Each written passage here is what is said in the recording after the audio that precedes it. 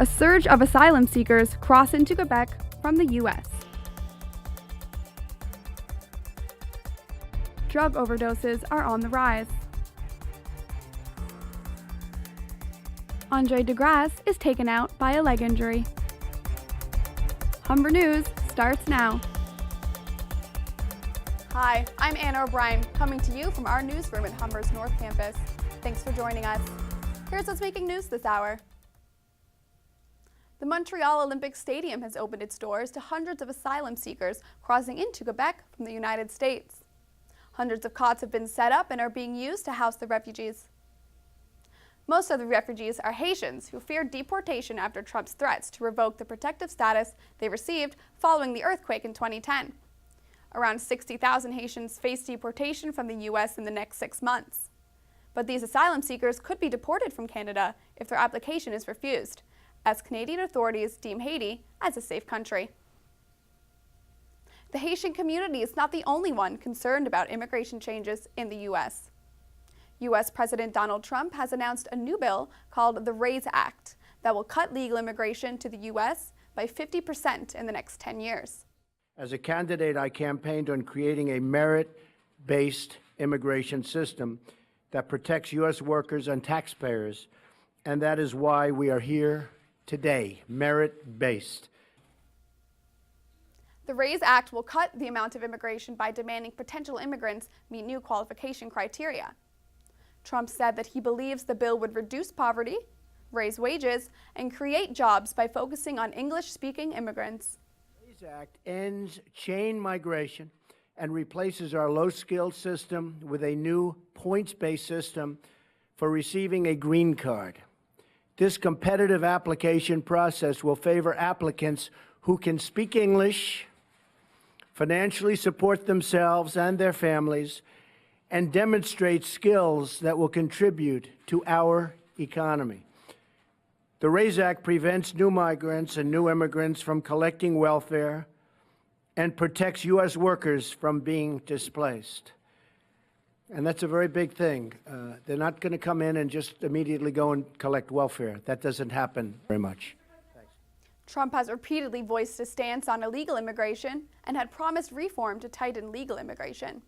Finally, the reforms in the RAISE Act will help ensure that newcomers to our wonderful country will be assimilated, will succeed, and will achieve the American dream.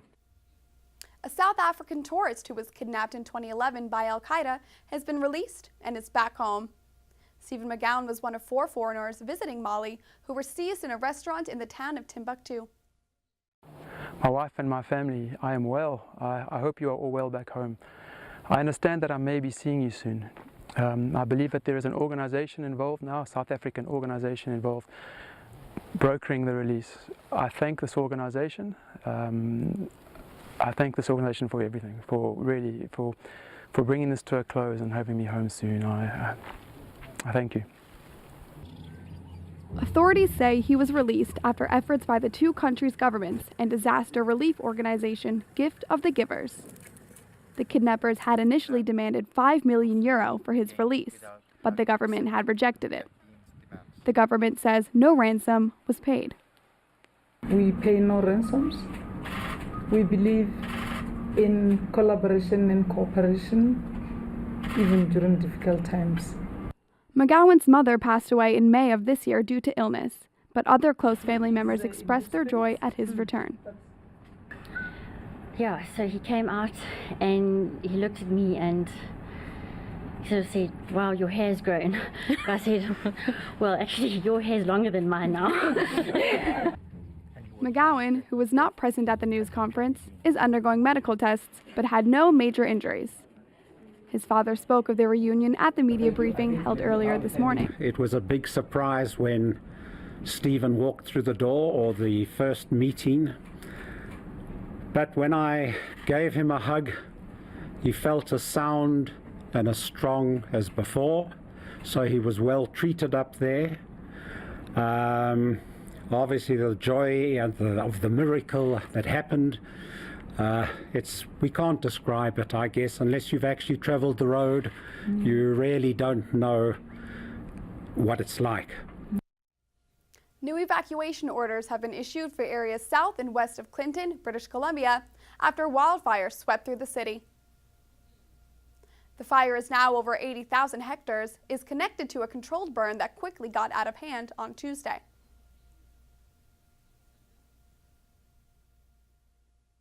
I'm concerned about the backburn procedures that have been used. They don't seem like they have a very good handle on some of these things.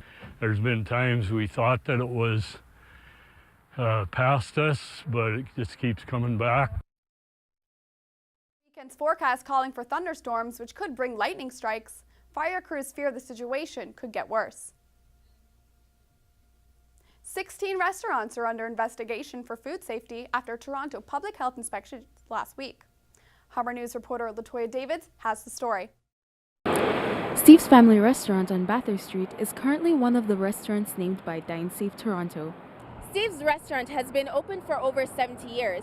It now has a conditional pass, which means it has crucial infractions, and people are still eating here.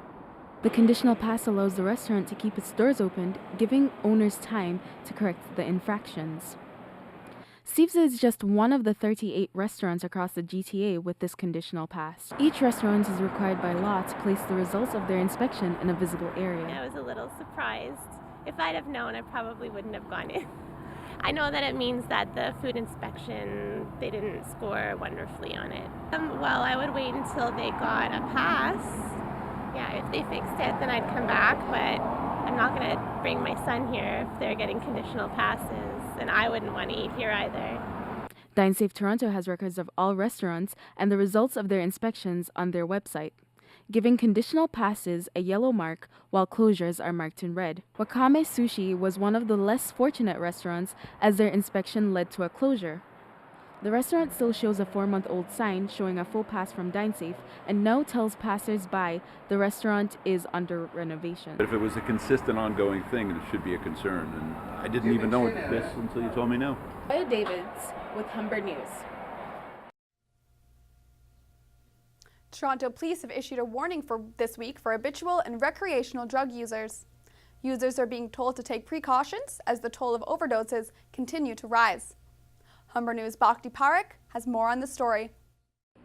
There have been 5 deaths reported in GTA this week because of drug overdose. Police suspect that it's because of the mixture of fentanyl with those drugs. Toronto police is warning the drug users to be cautious.